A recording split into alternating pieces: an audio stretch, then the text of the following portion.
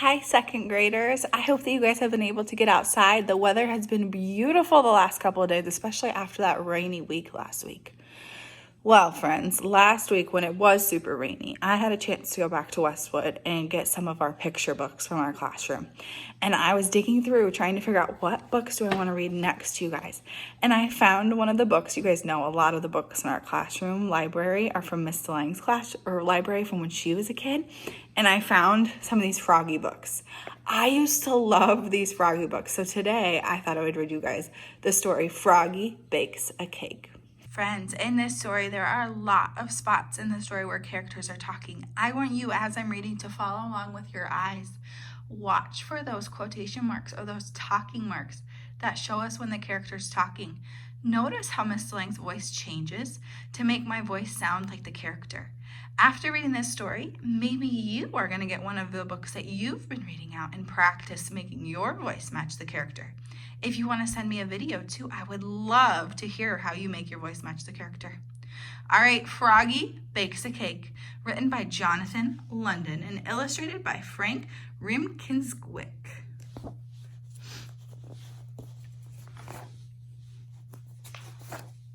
It was Froggy's mother's birthday. Froggy was outside making mud pies. Froggy, called his father. What? Help me bake a cake for your mother. Oh, please, cried Froggy. I want to do it all by myself. So Froggy flopped into the kitchen. Flop, flop, flop. You'll need flour, said his father, and sugar and chocolate. I know, cried Froggy, and he pushed up his chair against the counter and climbed up.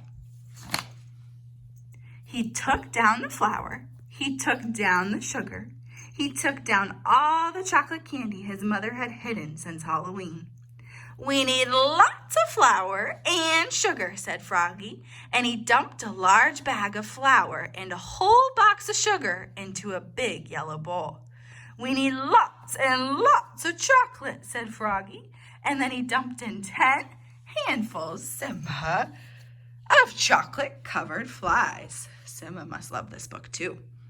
We need milk, too, said Froggy's father. I know, cried Froggy, and he flopped to the fridge, flop, flop, flop, and grabbed a carton of milk. Oops! It dropped on his foot and spilled. And eggs and butter, added his father. I know, cried Froggy. He snatched a carton of eggs. Oops! He only broke 4 or 5. And just one stick of butter fell on the floor. Don't forget the baking powder, said his father. I know, cried Froggy, and he climbed up and took down the baking powder. Then he cracked 7 eggs into the bowl. Crack, crack, crack, crack, crack, crack, and only a few shells fell in. And he poured the butter, bloop, and poured the milk, gulp, gulp, gulp. And finally, he dumped in the whole box of baking powder. Shloop. Time to mix it together, said his father. I know, cried Froggy, and he stirred and slopped it and mixed it and plopped it. Then he dumped all the goopy cake batter into a cake pan, and he shoved the cake in the oven, and he sang, oogly, boogly, boogly, bake. I make and I bake and I wait for the cake. Froggy, called his father. What? While you wait for the cake to bake, will you help me blow up balloons? Froggy helped blow up the balloons. He blew, and he blew, and he blew, and he blew. Pop! Now, said his father, help me set the table. Froggy helped set the table. Oops! He knocked over the lemonade, and the paper party tablecloth got all wet. Froggy, called his mother. What? What smells so good? It's a surprise, yelled Froggy, and he flopped back to the kitchen. Flop, flop, flop. Come and get it, hollered Froggy. Froggy's mother and father flopped in and slid across the buttery floor, and Froggy said, Are you ready? and opened the oven door. Yikes! The cake exploded, yelped Froggy's father. Oops, cried Froggy, looking more red in the face than green. Too much baking powder, I guess. It's good, though, said his father, licking his fingers. Wait, cried Froggy. I'll be right back. Flop, flop, flop.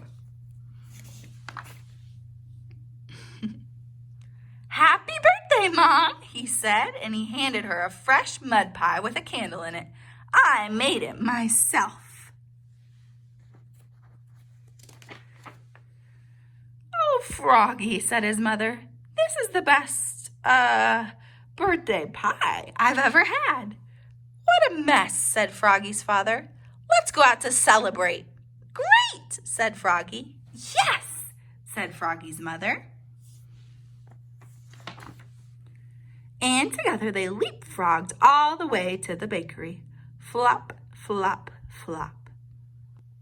The end. I hope you guys enjoyed Froggy Bakes a Cake with me and with Simba today, our special guest.